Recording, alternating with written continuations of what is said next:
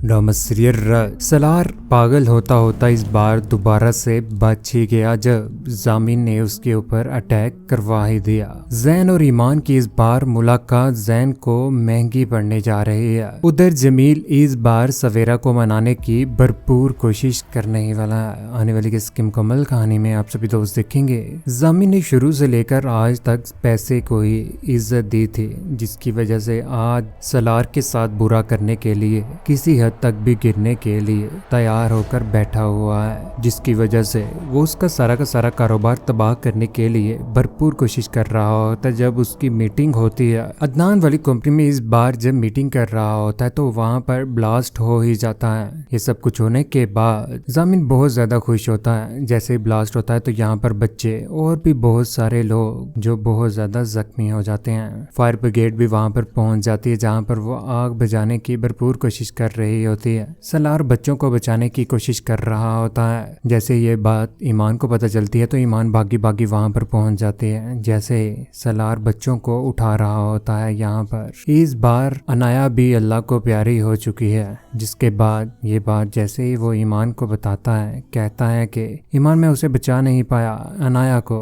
ये बात सुनने के बाद यहाँ पर ईमान बहुत ज्यादा परेशान हो जाती है, पागलों वाली हरकतें कर रहा होता है, यहाँ से भागने की कोशिश कर रहा है। सलार बहुत ज्यादा सच्चे दिल वाला इंसान है, जिसकी वजह से वो लोगों की मदद कर रहा है। उधर सलार को भी इस बार हॉस्पिटल में एडमिट करवा ही दिया गया है, जहां पर वो पागलों वाली हरकतें करना शुरू हो चुका हुआ है। आग से तो वो शुरू से ही डरता था। जब से उसकी माँ गई थी उसके बाद तो उसे आग से इतनी ज्यादा नफरत हो गई थी। जैसे ही लेटा होता है यहाँ पर सर पकड़ लेता है। फौरन से ख्वाब में भी वो बुरे ही ख्वाब देख रहा है, अपनी माँ को याद कर रहा है। जख्मी हालत में है, यहाँ पर जहनी तौर पर वो बहुत ज्यादा डिस्टर्ब हो चुका हुआ है। उधर ईमान जैसे ही हॉस्पिटल में पहुंचती है तो यहाँ पर वो सलार को पकड़ रही होती है, लेकिन सलार वहां पर नहीं रुकता, पागलों वाली हरकतें कर रहा होता है। कहता है कि मेरे रास्ते से हट जाओ, तुम कौन हो। यहाँ से वो जा रहा होता है। ईमान उसे यहाँ पर रोक ही लेती है। सलार जिसके दिल में आज सिर्फ और सिर्फ जैन भी है कि जैन कहीं ईमान को उससे छीन ना ले। कल को उसकी माँ तो उस दुनिया से जा ही चुकी थी। जामिन की वजह से ऐसा ना हो कि जामिन उसकी बेगम को भी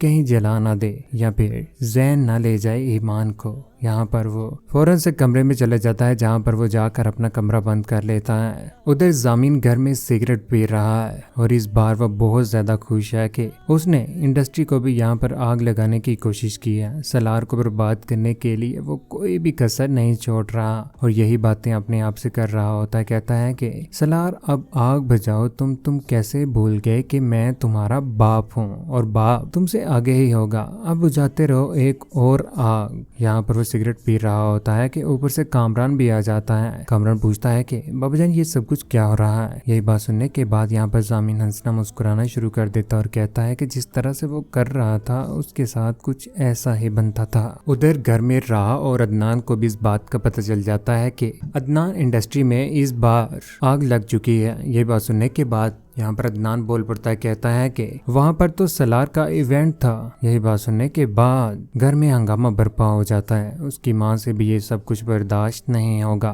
उधर जैन को भी इस बात का पता चल जाता है कि इंडस्ट्री में ब्लास्ट हुआ है। वो फौरन से जामिन के साथ मुलाकात करने के लिए उसके पास पहुंच जाता है, जहाँ पर वो जाकर ये बातें करता है कि ईमान को इतना बड़ा झटका मैं नहीं देना चाहता कि वो पागल होकर रह जाए। जैन वाकई ईमान के साथ मोहब्बत तो करता ही था, लेकिन आज वो इस हालत में कभी भी ईमान को नहीं देख सकता कि उसकी वजह से इतनी बड़ी परेशानी ईमान को सहनी पड़ जाए। जामिन कहता है कि तुम्हें इतनी ज्यादा फिक्र क्यों हो रही है सलार और ईमान की। अगर तुम्हारा जहन कुछ और है और अगर तुम्हारी बासी मोहब्बत की उसमें दोबारा से उबाल आना शुरू हो रहा है तो सवाल जवाब मुझसे क्यों हो रहे हैं। जैन कहता है कि ईमान और सलार को एक दूसरे से अलग करने की बात की थी, जान से मारने की मैंने बात नहीं की थी। दूसरी जानिब घर में इस बार शैला और जामिन के बीच में भी लड़ाई हो ही जाती है। वाकई जामिन अपनी बीवी का भी नहीं बन रहा, जहाँ पर वो अपने पैसे लेकर इस बार यहाँ से भागने की भरपूर कोशिश करेगा। शैला उसे रोकने की कोशिश कर रही होती है। अपना सारा का सारा पैसा इस बार बंद करके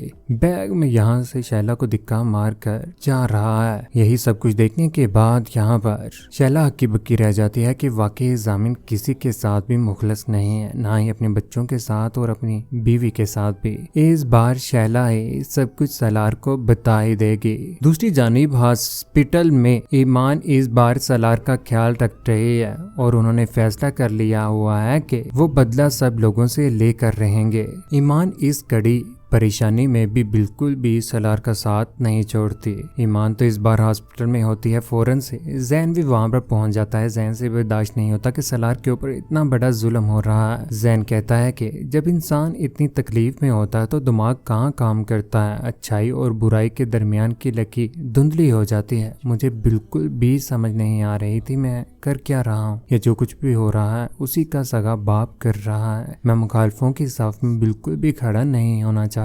यहाँ पर अपनी सफाइयाँ देने की जैन भरपूर कोशिश तो कर ही रहा होता है, लेकिन यहाँ पर ईमान बोल पड़ती है। कहती है कि जैन तुम जो कुछ मर्जी कर लो लेकिन मैं तुम्हें नहीं मिलूंगी। ये हकीकत है और इस हकीकत को जितनी जल्दी तुम एक्सेप्ट कर लो तुम्हारे लिए भी बेहतर है और मेरे लिए भी। सवेरा के सामने खड़े हो रहे थे जमील भाई के साथ। अफसोस तुम पर और उस मोहब्बत पर जो तुमने माजी में की थी। ईमान करी करी धमकी सुनाने के बाद यहाँ पर उसके पास से गुजर जाती है। अधूरा होकर रह चुका हुआ है यहाँ पर जैन भी। जैन के हाथ कुछ भी आने वाला नहीं है क्योंकि जिस तरह से वो नफरत करना शुरू हो चुका हुआ था ईमान के साथ और उसकी नफरत में मुखालिफ खड़ा हो चुका था। मुखालफों की साफ में कभी भी ईमान ये बर्दाश्त नहीं कर पाएगी और जिनसे मोहब्बत हो उनके साथ ऐसे नहीं किया जाता कि मुखालफों की इस साफ में खड़े होकर उनका मुकाबला करना। दूसरी जानिब कामरान जो इस बार भागने की वो भी तो कोशिश करेगा ही, क्योंकि जिस तरह से वो ईमान को जलाना चाहता था उसमें नाकाम रहा। यहाँ पर उसे भी भागना तो पड़ना ही पड़ेगा। जहाँ पर कामरान कहते हैं कि बाबा तो इस बार अपने आप को स्ट्रॉन्ग करने की कोशिश कर रहे हैं, लेकिन यहाँ पर शैला कहती है कि जो कुछ भी यहाँ पर तुम्हारा बाप कर रहा है वो जायदाद नहीं बना रहा, अपना एग्जिट प्लान तैयार कर रहा है।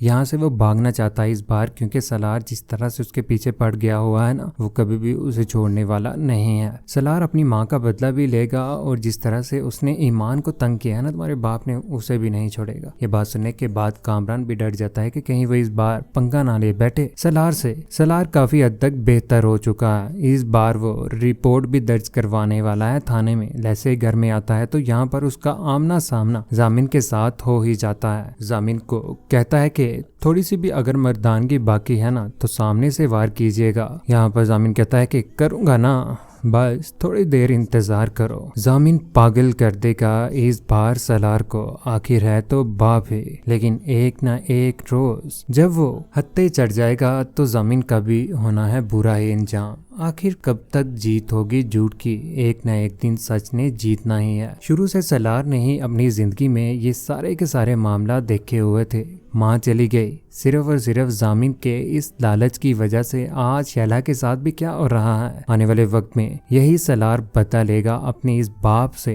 राहत का भी और ईमान का भी। जैन के हाथ कुछ भी नहीं आने वाला, क्योंकि जैन को जब हकीकत का पता चल जाएगा कि जमील जामिन सारे के सारे झूठे हैं और तब वो जामिन और जमील को भी नहीं छोड़ेगा। सलार और ईमान के साथ जुड़कर वो उनके दुश्मनों का मुकाबला करेगा और किसी किस्म का कोई भी गिला वो ईमान से करने वाला नहीं है। जमील जिसे जब कुछ भी ना हासिल होगा तो इस बार वो फैसला कर लेगा कि वो सवेरा और बच्चों को लेने के लिए उसी के घर में चला जाएगा और बच्चों को लेकर दोबारा से उस घर में लेकर आएगा ताकि उसकी माँ भी उसके पास आ जाए। जिस तरह से उसकी माँ आज मोहसिन के साथ और जोया के साथ रहना चाहती है, उसे भी छोड़कर जा रहे हैं। वैसे जमील की माँ ने ही तो ये सब कुछ किया था। जमील तो पागल था ही, उसे समझा भी सकती थी। कौन कौन चाहता है कि जामिन और जमील का बुरा अंजाम हो और सवेरा बिल्कुल भी जमील के साथ ना जाए। सलार और ईमान को एक साथ खुश कौन कौन देखना चाहता है? अपनी कीमती राय का इज़हार नीचे कमेंट सेक्शन में जरूर दीजिएगा। चैनल को सब्सक्राइब करने के बाद बेल का बटन जरूर दबाइएगा। अपना ख्याल रखिएगा, दुआओं में याद रखिएगा।